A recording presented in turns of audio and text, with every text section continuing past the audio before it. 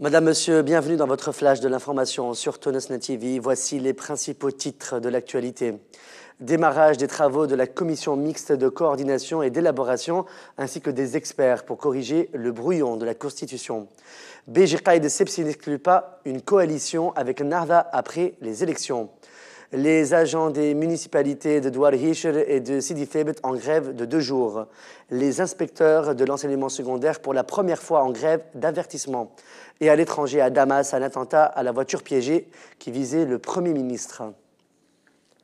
La commission mixte de coordination et d'élaboration et des experts pour corriger le brouillon de la Constitution a démarré ses activités aujourd'hui à l'Assemblée nationale constituante sous la supervision du président de l'ANC, Mosfa Ben Jafar. La commission compte parmi ses membres Hafez Ben Salah, Abdelmejid Abdali, Mabrouk Ben Moussa, Leila Chikhawi, Ahmed Soussi et Semi Jerbi pour la vérification juridique, ainsi que Sheikh Mohamed Mokhtar Salemi, le ministre de la Justice Nadir Ben Ammou et Abdeltif Abid, ex-ministre de l'Éducation pour la vérification linguistique. Ces réunions se poursuivront pendant 2 jours. Des journalistes régionaux du gouvernorat de Sidi Bouzid ont décidé ce lundi 29 avril d'arrêter le travail en protestation contre l'agression de 6 journalistes pendant la couverture de la conférence de presse du bureau régional de Nid et Tounes dimanche 28 avril. Le président de Nid et Tounes, BGK et de Sepsi, a confié ce dimanche 28 avril qu'une coalition au pouvoir avec le mouvement Narda n'est pas exclue en fonction des résultats des prochaines élections législatives. BGK et de Sepsi a expliqué dans l'émission Nesma sur Nesma TV que si les Tunisiens choisissent de voter pour Nid et Tounes et Narda, il faut alors respecter leur choix et se diriger vers une gouvernance partagée entre les 2 partis.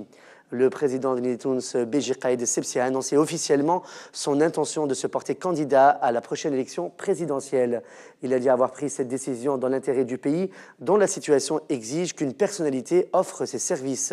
Il compte se présenter malgré la probabilité que le projet de loi pour l'immunisation politique de la Révolution puisse être adopté et que l'âge limite pour la candidature puisse être fixé à 75 ans dans la Constitution.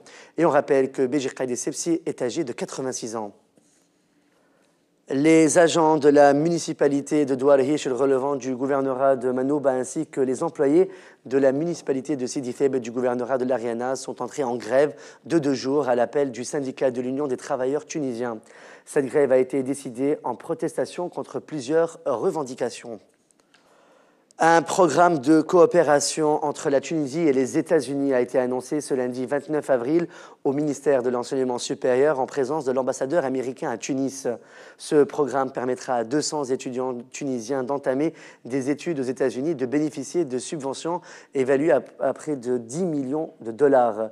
Slim Shawala, directeur général de la coopération internationale au sein du ministère, a précisé que 2 projets ont été décidés au profit des étudiants tunisiens.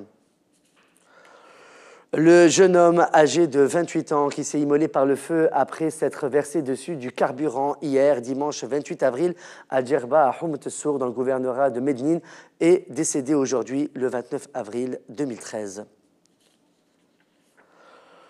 Une personne a été tuée ce lundi 29 avril 2013 dans un accident sur la route reliant Gafsa à Tunis impliquant une voiture civile et une voiture militaire. Selon notre correspondant de la région, le conducteur de la voiture civile serait mort sur le coup alors que le passager a été transporté à l'hôpital Hassine Bouzaïen dans un état très grave. Dans la voiture militaire, un capitaine a été blessé et transporté à l'hôpital Hassine Bouzaïen en attendant son transfert à l'hôpital militaire de Tunis. Les inspecteurs de l'enseignement secondaire ont observé aujourd'hui une grève d'avertissement devant le siège du ministère de l'Éducation pour revendiquer l'augmentation de la prime de déplacement. Le secrétaire général des inspecteurs de l'enseignement secondaire, Ahmed Mellouli, a déclaré que les inspecteurs des différentes régions se sont déplacés pour cette grève pour réclamer l'application des accords conclus avec le ministère concernant les primes, le remboursement et les voitures de service.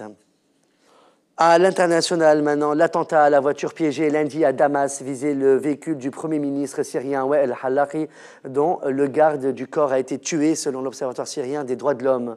Le Premier ministre a échappé à l'attentat qu'il a visé dans le quartier de Mazeh, a rapporté de son côté la télévision du Hezbollah libanais, allié du régime syrien.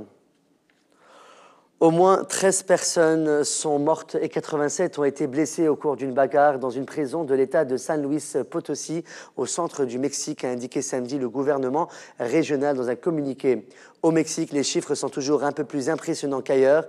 Les meurtres liés au trafic de drogue se comptent par centaines et en prison, quand une bagarre dégénère, on ne dénombre pas les ecchymoses mais les cadavres. Selon un bilan provisoire, au moins 13 personnes sont mortes et 87 ont été blessées au cours d'une bagarre dans une prison, comme je vous l'ai dit, de l'État de San Luis Potosí, au centre du Mexique.